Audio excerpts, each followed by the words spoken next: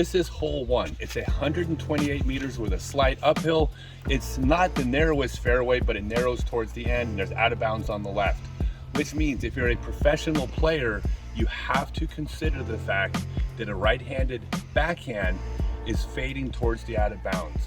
I would almost say if you throw a backhand, you're almost playing this hole for par, because the risk reward of risking the fade going out of bounds is greater than the chance of getting the birdie. Now, if you have a sidearm, that's better because then you can push the shot out to the right.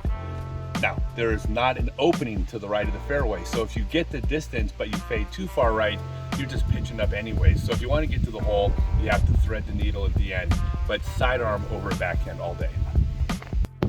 If you're an amateur player, the biggest mistake you can make here is trying to get the extra distance at the cost of missing the fairway. Remember, an extra 10 meters of distance doesn't do you a damn bit of good if you're out of bounds or in the woods. So take a little bit of power off the throw, get in the fairway. Not only will you be safe, but in the middle of the fairway, you have an opening to the hole. If you push the distance and wind up to the right, that extra distance won't help you if you don't have the gap. So it's obvious that if you try to push the distance and fade out of bounds, that's bad. But if you try to get the extra distance and fade right, it's almost as bad as well. So take a little bit off, get it in the fairway, get your par.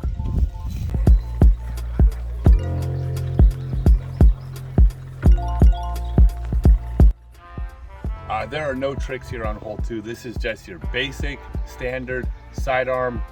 However, you can pull it too tight if you try to throw Hyzer off the tee pad, so you do want to throw something overstable flat, push a little bit of distance and let it fade. So as long as you hit the gap with an overstable disc, you're going to be in circle 1.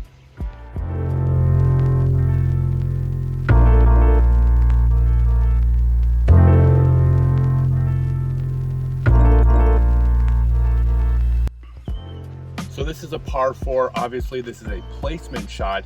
You're just trying to make the first shot to get to the gap. I don't see any of the pros actually trying to penetrate through the gap. And in fact, the closer you get to the gap opening, the more you've cut down your angles. So the smart play for a pro is not only to get to where they can view the gap, but is to be short of the gap, giving himself a wider angle to throw. You do not have to be as precise if you don't try to push the distance. So I'm going to throw a beaten up felon. It's not that overstable, so it flips up on me.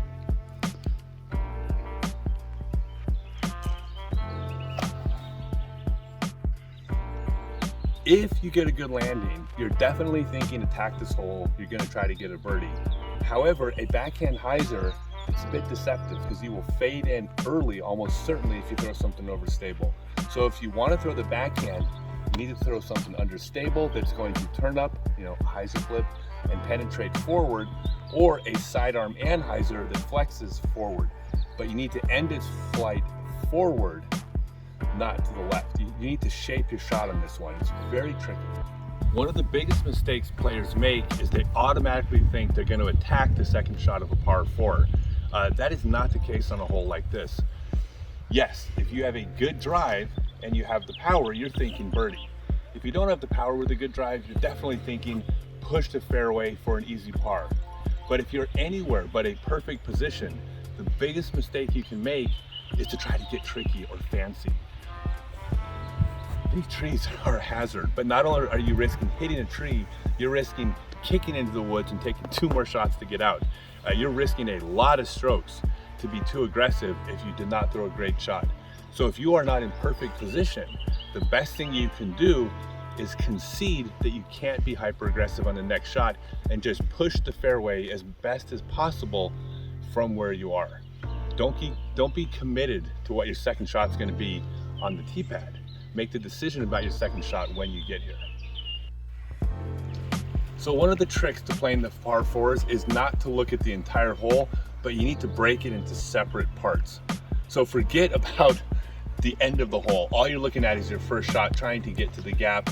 If you're throwing a backhand, you're going to the right, a sidearm going to the left.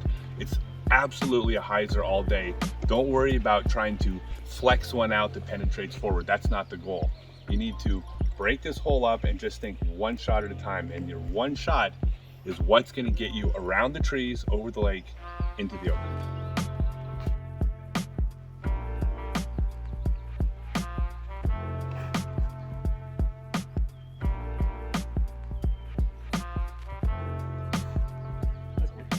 Baskets on top of small mounds mess up so many people because they take the shot lightly.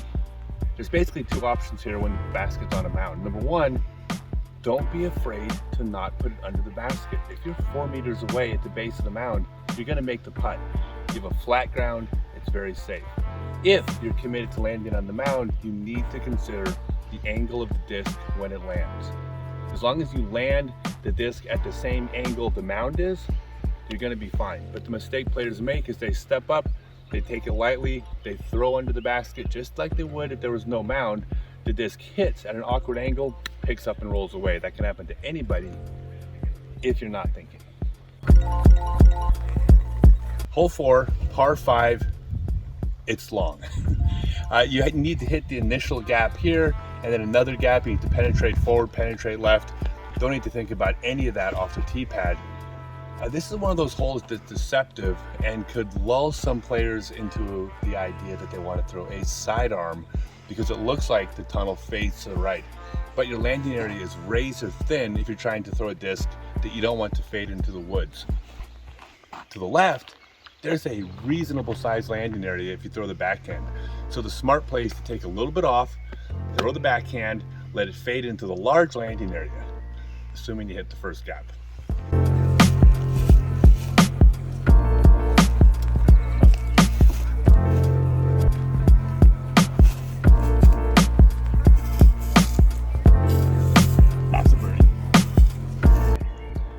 This is another great example of a hole that if you pure your drive, you can be aggressive on the next shot, but anywhere but perfect.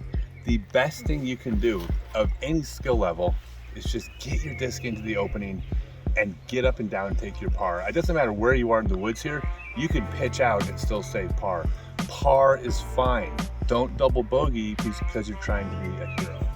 The biggest mistake an amateur player is gonna make here is trying to penetrate through the gap if they need to use maximum power to get there. If you're throwing full speed, you're gonna be sacrificing accuracy, which makes that gap hard to hit.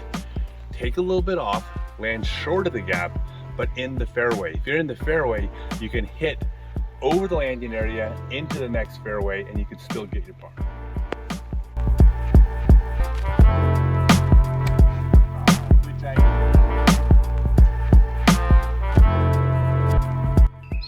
Hole 5 is all about disc selection.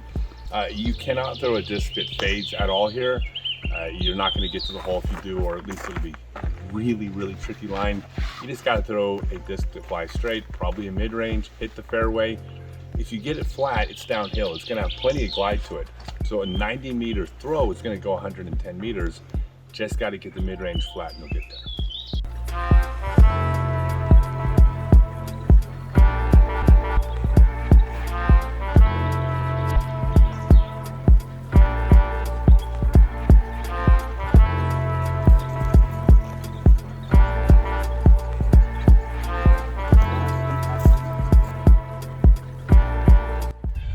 This is another example.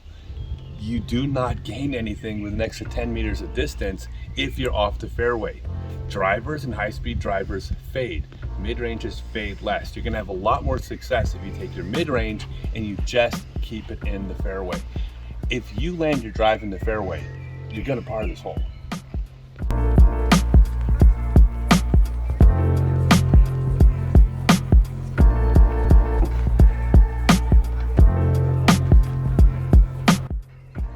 So hole 6, it's a par 4.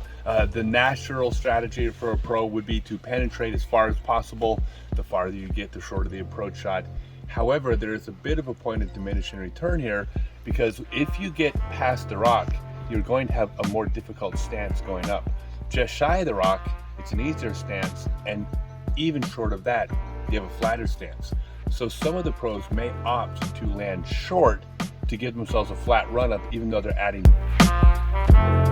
Hole 7, 120 meters downhill, turns right, and then penetrates forward. This is a really good example of throw the sidearm, easy par. Throw the backhand, chance for birdie, fade early, turn in early, chance for bogey.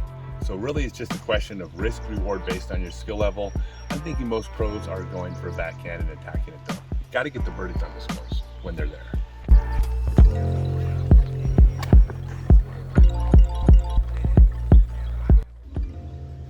So this is a great example of a shot that, yes, of course you want to be in the fairway. Yes, a mid-range will land you in the fairway, but this is not a mid-range hole for the fairway. It's a driver hole. What matters is the delivery, because you have far more obstacles on the left than the right. If you miss fairway left, you're taking a bogey. If you miss fairway right, you have a reasonable chance of saving par. So don't throw your mid-range, throw your driver, but throw it sidearm, because that way your shot is fading to the right. Basically, you're aiming for the fairway, but you're out to the side of the fairway you want. And you do that by choosing which delivery you throw.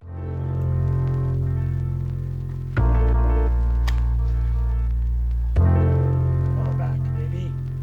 This one is a backhand all day. You need to fade to the left.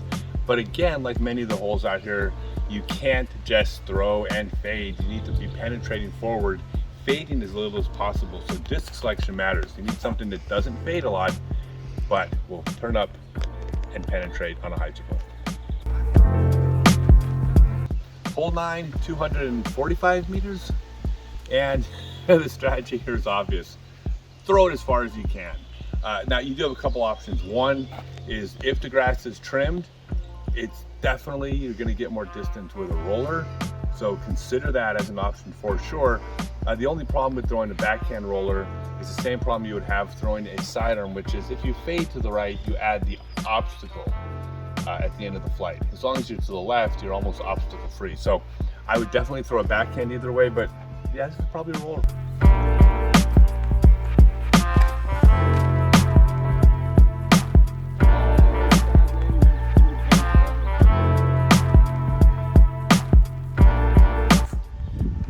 This is a big mistake a lot of amateur players make. You have a hole like this, it's 130 meters.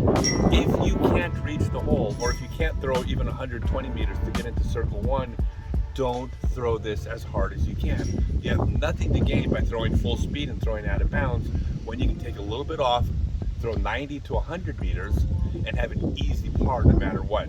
So don't take the risk when there is no potential reward. So this hole's about as obvious as it comes. If you're a professional player, you're just trying to throw to the basket.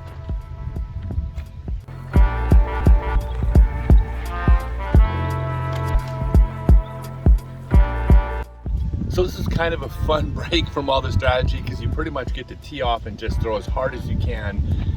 The goal is more than likely, unless you throw really far or in a perfect spot, is you're not going to be aggressive on your second shot, but instead throw it far, push the distance, and then get the second shot to the base of the hill, looking up for an easy par.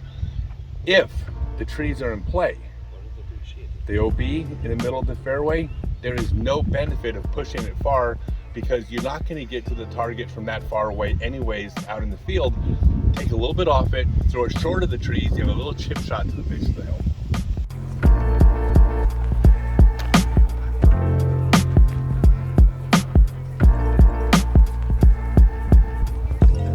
Hole 11, par 4.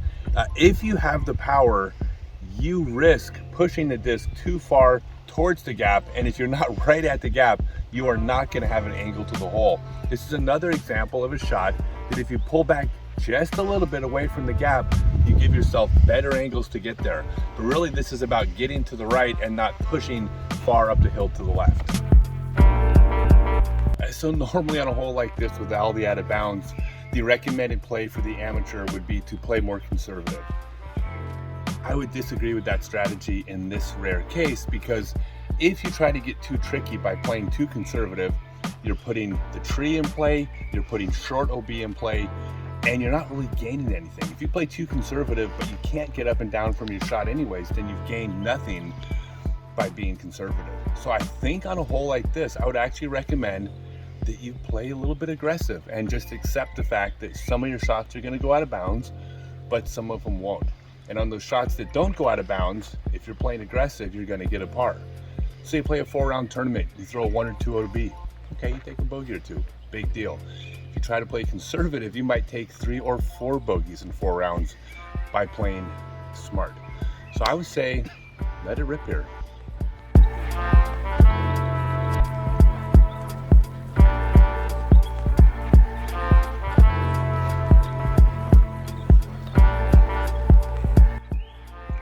Well, I would suggest to a pro that the risk of going OB outweighs the reward of trying to birdie the hole. Therefore, you should play it safe. Zero pros in the world would listen to that advice on a hole like this. Everyone's going to attack it. So the big thing here is don't get caught up on throwing the disc too high. You need to more split the gap or barely be above the gap than trying to throw over the trees. The angle is just so fine if you throw it high that going out of bounds is a huge risk. If you throw a sidearm, you can play a much safer shot because it's going to fade with a lot larger landing area. It's going to be harder to get to the hole. It's a long hole to throw a sidearm on for birdie. With the backhand, you're going to want to throw it just a little bit lower, so barely the height of the trees, a little bit to the right, let it fade. Okay, this is definitely a shot where you want to be penetrating forward, but the big thing here is going to be delivery. If you're right-handed, you want to throw a sidearm. It doesn't matter who you are, you want a disc that's fading away from the OB. The only time you want to throw a shot that fades towards the OB is if the fade away from the OB meant you threw over OB early, which means you're risking taking a penalty and then throwing way short of where you're trying to land. But if you throw a sidearm, the left OB almost isn't in play with an overstable disc, which means no matter what, it's going to be safe, it's going to be right. If it's too far right, you'll take a par, no big deal. But if you get a hold of it, turn a little bit and flex, you are going to have a shot for birdie.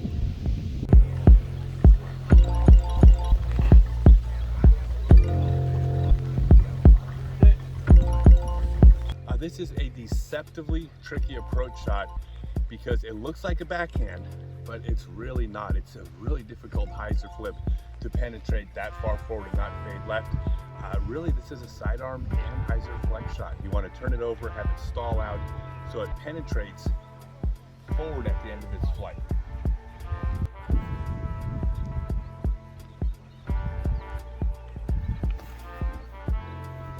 Look at that. Get in the hole.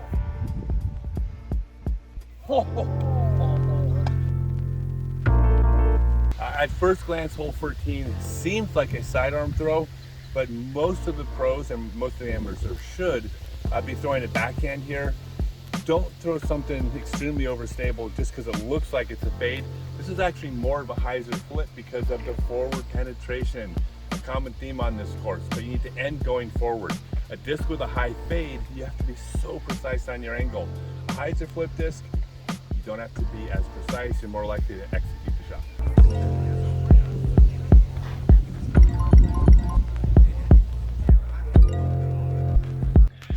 15 is it's a short hole, it's downhill, there's OB long, so one of the most important things is disc selection. You need to throw a slow disc. I mean, this is the hole to throw your Berg on or even your polecat, but you don't want a disc that has glide. You want a disc that is going to fly with dead weight. Even a harp would be a good choice here, but there's actually a better play. This hole has thumber written all over it. The way this hole lines up, the way the gap in the trees is up high, the way there's room to the left, and the way you're trying to gauge your distance, any player with a thumber is going to be circle one 90% of the time here.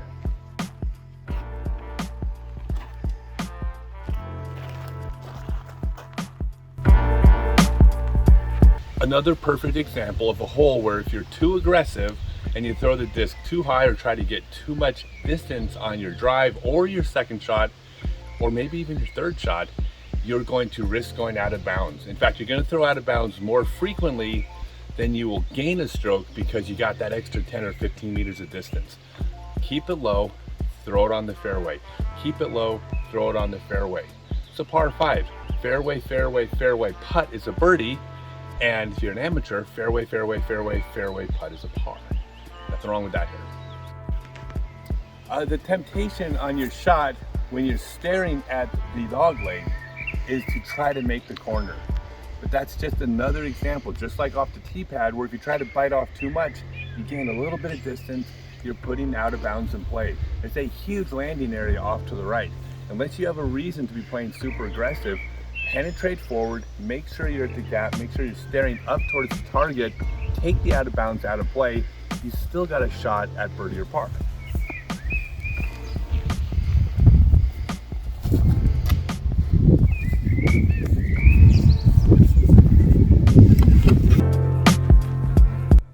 You know, the big mistake players make on a shot like this is because they're trying to clear the water, you get nervous and you throw it too high. You don't need to throw it high. It's a downhill shot, it's going to carry. In fact, a high shot, it's going to put the nose up, pushing your fade way off to the left, maybe in the woods. If you throw it lower, it's going to penetrate forward. There's a really good chance you're going to clear the water. So keep it low, push it forward, throw it into the side of the hill. As long as you clear the water and aren't in the woods, it's going to be an easy chip shot for your par.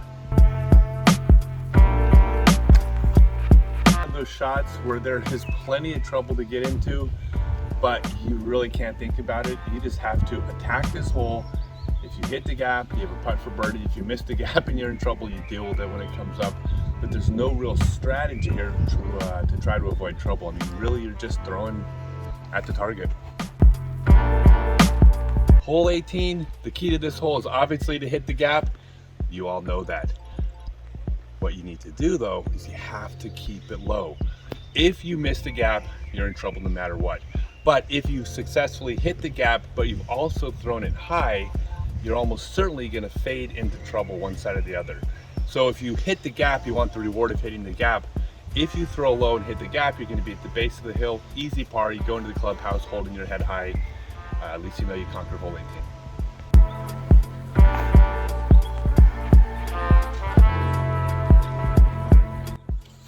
Hole 18, 146 meters, it's slightly downhill. This shot is going to be nearly impossible to get there with a backhand. I mean, at the end of a disc flying that far, it's going to fade left. It's going to push you outside of circle one, almost for sure.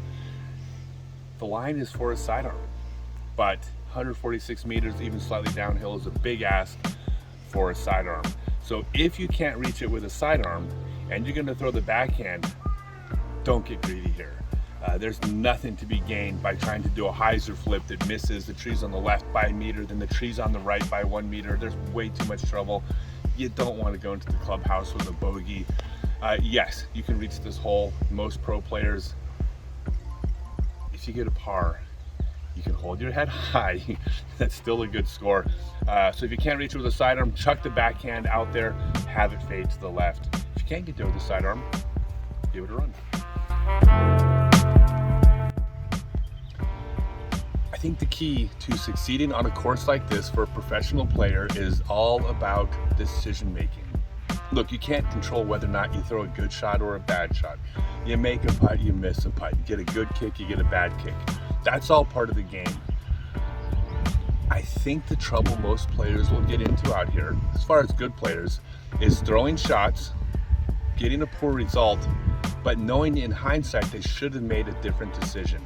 Not because of execution, but because they threw an overstable disc instead of a stable disc. They threw a driver instead of a putter. They got too aggressive on a hole where they knew they shouldn't have been too aggressive. I think the key here is that before every shot, think about your decisions, make wise decisions, and then if you execute or you don't, that happens. But you don't want to play a course like this, not score well, and look back and think, I should have made different decisions. I mean, that's not excusable. So think before every shot, calculate risk reward, consider what's going to happen if you don't execute, and make decisions accordingly. And I think you could score well out here. Final thing, the vast majority of these holes, par is okay. Okay, you don't have to attack every single hole out here. Like, I know if this was the DGPT and you're Calvin Heiberg and Simon Lazard and Anthony Barella, yeah, you're going to attack everything and you're probably going to get some bonus birdies. But for the vast majority of pros, even good pros, there are a lot of times out here where you will score better if you just say, you know what, par on this hole is okay. Or If it's a birdieable hole, but it's not a perfect drive on that par 4, par is going to be okay. Being too aggressive on a course like this is going to just, like, it's going to crush you. So play within your game, make good decisions, think about every shot. I think you'll do fine.